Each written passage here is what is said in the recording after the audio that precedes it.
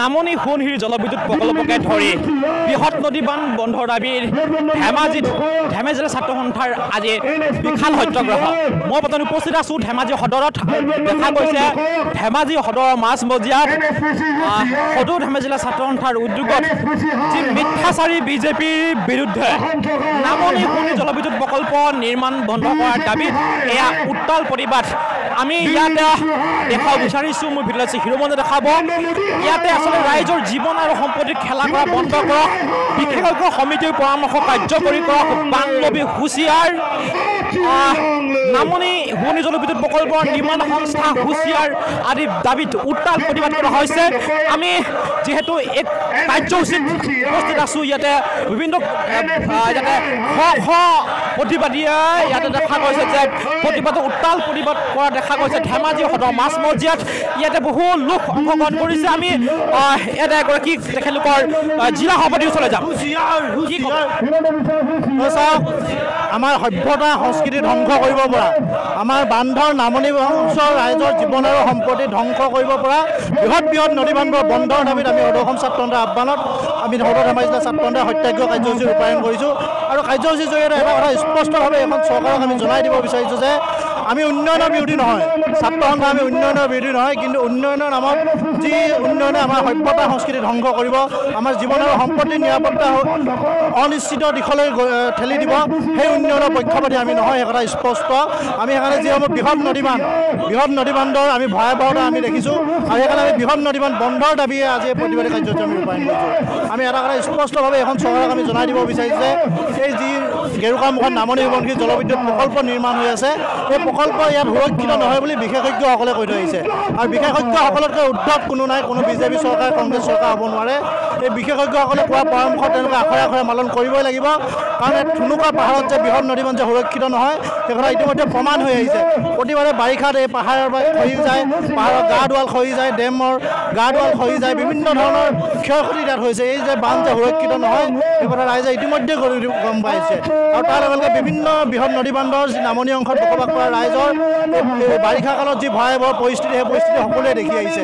সেইকাৰণে আমি স্পষ্টভাৱে আমি ক'ব বিচাৰোঁ যে বান্ধ কোনোপধ্যে আমি মানি নলওঁ, এই বান্ধ বন্ধ হ'বই লাগিব, এই কথা স্পষ্ট।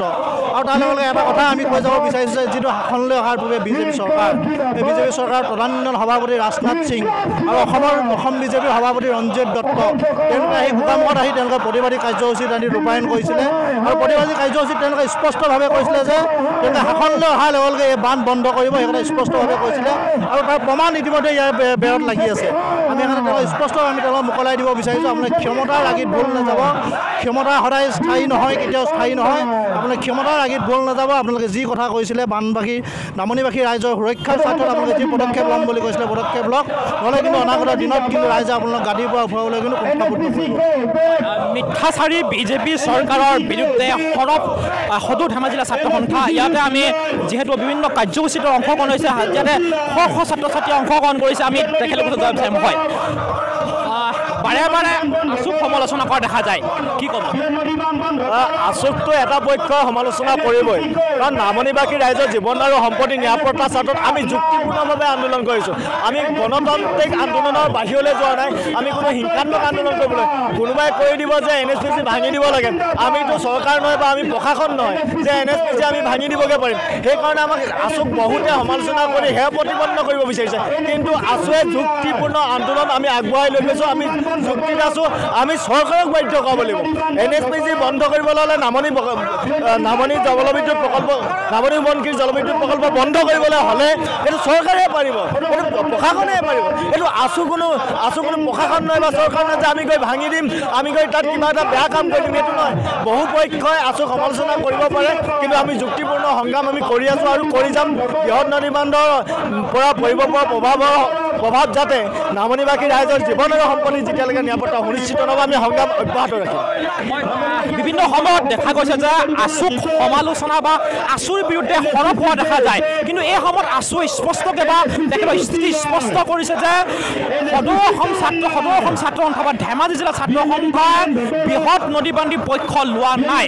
আৰু বিভিন্ন সময়ত ৰাইজক লৈ তেখেতলোকে বিভিন্ন প্ৰতিবাদী কাৰ্যসূচী কৰি আহিছে। আৰু ইয়াৰ অংশস্বৰূপে দেখা গৈছে বিশাল সত্যাগ্ৰহ মই বিবেচন ভাৱত দেখা অনুযায়ী মিথ্যাচাৰী বিজেপি শাসনলৈ অহাৰ পূৰ্বে বৃহৎ নদী বান্ধৰ বিৰুদ্ধে গোগামুখত প্ৰতিবাদ কৰাৰ সময়ত আৰু ইয়াত যি তেখেতলোকে প্লে কাৰ্ড ইয়াত যি আচলতে সেই সময়ত যি সংবাদ মাধ্যমৰ গোষ্ঠী সংবাদ পৰিৱেশন হৈছিল সেই সংবাদ পৰিৱেশনৰ ইয়াৰ আবাস তেখেতলোকে দিয়া হৈছে মুঠৰ ওপৰত আজি ধেমাজিত এক উত্তাল পৰিৱেশ নামনি সোৱণশিৰি জলবিদ্যুৎ প্ৰকল্পকে ধৰি বৃহৎ নদী বান্ধ বন্ধ কৰাৰ দাবীত সত্যাগ্ৰহ সদৌ ধেমাজি জিলা ছাত্ৰ সন্থাৰ এয়া দেখা গৈছে ধেমাজি সদৰ মাজমজিয়াত উত্তাল প্ৰতিবাদ।